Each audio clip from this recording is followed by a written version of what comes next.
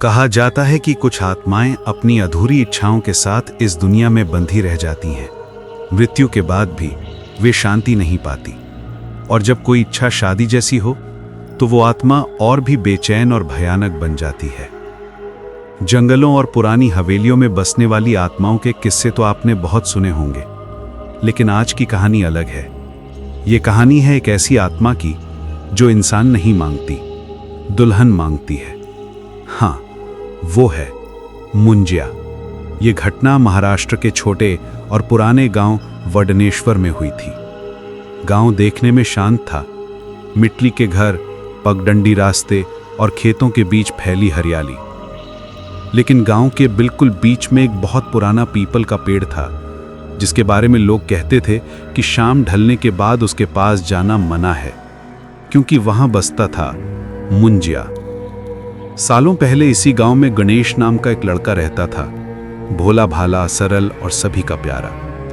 उसकी सगाई हो चुकी थी, लेकिन उसकी शादी से कुछ ही दिन पहले एक दुर्घटना में उसकी नदी में डूबकर मृत्यु हो गई। घर वाले दुखी थे, लेकिन असली दुख तब शुरू हुआ जब गणेश की आत्मा वापस लौट आई। लोगों ने शुरुआत में छोटी छोटी अजीब बातें नोटिस की। रात के समय किसी के कदमों की आवाज सुनाई देती, रसोई में बर्तनों के टकराने की आवाज आती, कभी खिड़की के पास किसी के बैठने का एहसास होता। लेकिन फिर कुछ लोगों ने देखा भी। पीपल के पेड़ की सबसे ऊंची डाल पर एक छोटा सा दुबला सूखा साया बैठा रहता था। बाल उलझे हुए, चेहरा धंसा हुआ, आंखें बिल्कुल लाल, और आवाज बच्चों जैसी लेकिन डरावनी। वो धीरे से फुसफुसाता था, माझल लगने करा, यानी मेरी शादी करा दो। गांव वाले समझ गए कि गणेश अपनी अधूरी शादी की इच्छा के कारण मुंजिया बन चुका है। समय बीत गया, पर मुंजिया की बेचैनी खत्म नहीं हुई। वो हर कुछ साल में वापस दिखाई देता, और हर बार वो किसी युवक को अपना दूल्हा चुन लेता। जिन्हें वो चुन लेता, उनके घर में अचानक परेशानियां शुरू हो जाती। बीमारियां, डरावने सपने, घर में चीजों का अपने आप गिरना, और रात में खिड़की पर थप थप की आवाज।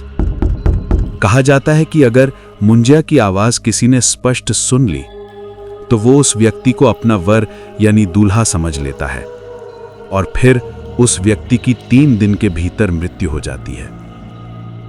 काफी समय तक गांव में सब शांत था, लेकिन एक साल गांव में वापस हलचल शुरू हुई। एक नया लड़का रोहित शहर से पढ़ाई करके वापस गांव आया था। रोहित पढ़ा लिखा था और भूत प्रेत जैसी बातों पर विश्वास नहीं करता था। गांव के लोग उसे मुंजिया के बारे में चेतावनी देते थे, पर वो हंस देता था। लेकिन एक रात सब कुछ बदल गया। रोहित अपने घर में अकेला था। हवा शांत थी, रात गहरी। अचानक खिड़की पर धीमी उंगलियों की थाप सुनाई दी। 1 बार, 2 बार, 3 बार। रोहित ने सोचा कोई जानवर होगा। वो खिड़की के पास गया और बाहर झांका। उसने देखा पीपल के पेड़ की डाल पर वही छोटा सा साया बैठा था। अंधेरे में उसकी लाल आंखें चमक रही थीं, और हवा में गूंजी वही आवाज, बहुत धीमी, बहुत पास। माझल लग न करा। रोहित के शरीर में सिहरन दौड़ गई। उस रात के बाद से उसकी जिंदगी बदलने लगी। उसके कमरे में रात को बिस्तर अपने आप हिलने लगा। कभी दरवाजा अपने आप खुल जाता, कभी मोबाइल में खुद ब खुद रिकॉर्डिंग चालू हो जाती, और कभी कभी रोहित को महसूस होता कि कोई उसके ठीक पीछे खड़ा है, पर पीछे मुड़ने पर कोई नहीं। लेकिन एक बात साफ थी, मुंजिया ने उसे चुन लिया था। गांव के पुरोहित को बुलाया गया। उन्होंने कहा, अब न इसका पीछा रोहित कर सकता है, न हम भगा सकते हैं। मुंजिया को सिर्फ एक ही चीज चाहिए, विवाह का भ्रम, शादी का नकली अनुष्ठान। अगर अनुष्ठान सही हुआ तो आत्मा को शांति मिल जाएगी, अगर गलत हुआ तो रोहित की मृत्यु निश्चित है। उस रात की तैयारी की गई। पीपल के पेड़ के नीचे नीम की डालें, हल्दी, भस्म और दीपक रखे गए। रात बिल्कुल चांद रहित थी। हवा भारी, गांव शांत और हर किसी को महसूस हो रहा था कि कुछ होने वाला है। रोहित को वेदी के पास बिठाया गया। पुरोहित मंत्र पढ़ने लगे और तभी पेड़ की पत्तियां बिना हवा के हिलने लगीं। तापमान अचानक गिर गया और हवा में वही आवाज गूंज उठी, मां झल्लग न करा। मुंजिया दिखाई नहीं दे रहा था, लेकिन वो यहीं था, पास, बहुत पास। मंत्र जारी रहा। दीपक की लौ कांपने लगी।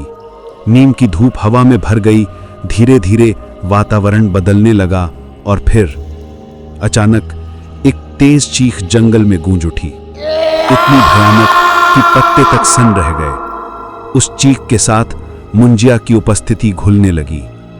धीरे धीरे जैसे धुआं हवा में मिल जाता है, वो गायब हो गया। रोहित बच गया। गांव में फिर से सन्नाटा और राहत लौट आई। लेकिन आज भी अगर आप वडनेश्वर गांव जाएं और रात में उस पुराने पीपल के पेड़ के पास खड़े हों, तो पेड़ की पत्तियां अचानक बिना हवा के हिलने लगती हैं और अगर आप ध्यान से सुने तो आपको धीरे से एक फुसफुसाहट सुनाई देगी, मां झल्लग न करा। कहानी खत्म हुई, लेकिन मुंजिया आज भी दुल्हन तलाश रहा है।